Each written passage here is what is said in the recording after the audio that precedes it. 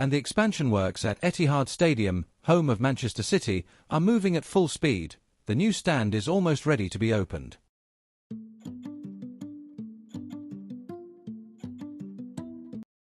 So, let's see how things are looking today. Hey everyone who loves good football and, of course, keeps an eye on what's happening behind the scenes of our favourite sport. Today we're talking about Manchester City, but don't worry, this isn't about Guardiola's tactics or another Holland goal. Today's focus is bricks and mortar, or rather, the spectacular transformation of the Etihad Stadium. If you've been following the news, you know City don't mess around, either on or off the pitch. And now, in May 2026, we've reached that moment every fan loves, seeing the work almost completed. Get ready, because the expansion of the North Stand is moving from blueprint straight into club history. The club has kicked off what they call a phased opening process. What does that mean? They're not just going to open the gates and let 60,000 people flood in at once. On the 20th of May, there will be the first major public event, a kind of soft opening, like a fancy restaurant trial run. They'll operate at 50% of the additional capacity, welcoming around 3,500 lucky fans. The goal is simple: test everything. Crowd flow, security, turnstiles, toilets, everything needs to run perfectly.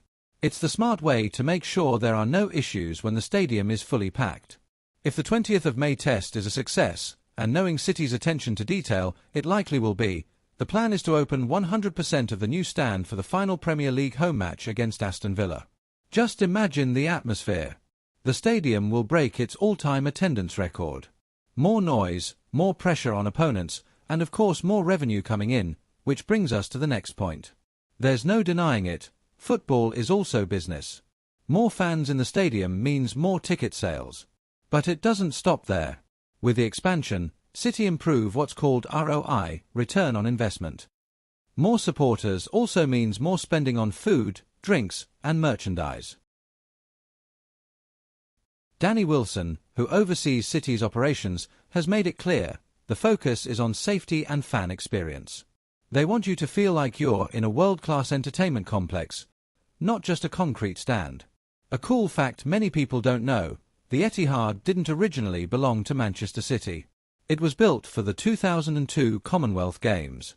The original plan was brilliant, to create something that wouldn't be abandoned after the event, but would become a lasting urban legacy. And here we are today. The current project is turning the stadium into a year-round destination. We're talking about Medlock Hotel, yes, a 400-room hotel attached to the North Stand. Imagine waking up and having breakfast overlooking the pitch. Covered fan zone, for those rainy Manchester days, which are basically most days, there will now be a huge indoor space for 3,000 fans before matches. Museum and panoramic bar, high-end entertainment for visitors who want to explore the club's history. So what can we expect now? We're in the final stretch. Some finishing touches and hospitality areas, the VIP sections, the famous boxes, will continue into the start of next season, but the main structure and new seating are already in place, and they look impressive. Total capacity will rise from around 53,000 to over 60,000 seats. That puts the Etihad among the top 4 largest club stadiums in England. It's City showing that if you want to be a giant, you need a home to match your ambition. So stay tuned. If you're in Manchester at the end of May, try to get a ticket for the Aston Villa match. Not only might you see City lift another trophy, but you could also be among the first to experience this modern engineering masterpiece. The Etihad Stadium has gone from being just a football ground to becoming the heart of a new entertainment district in Manchester. The future is knocking, and City, as always, have opened the door in style. What do you think of this transformation? Would you stay in the Stadium Hotel or do you prefer the traditional, raw football terrace atmosphere? One thing is certain, football has changed, and City are leading the race. If you enjoyed it, leave a like, subscribe if you haven't already, and see you in the next update. Cheers!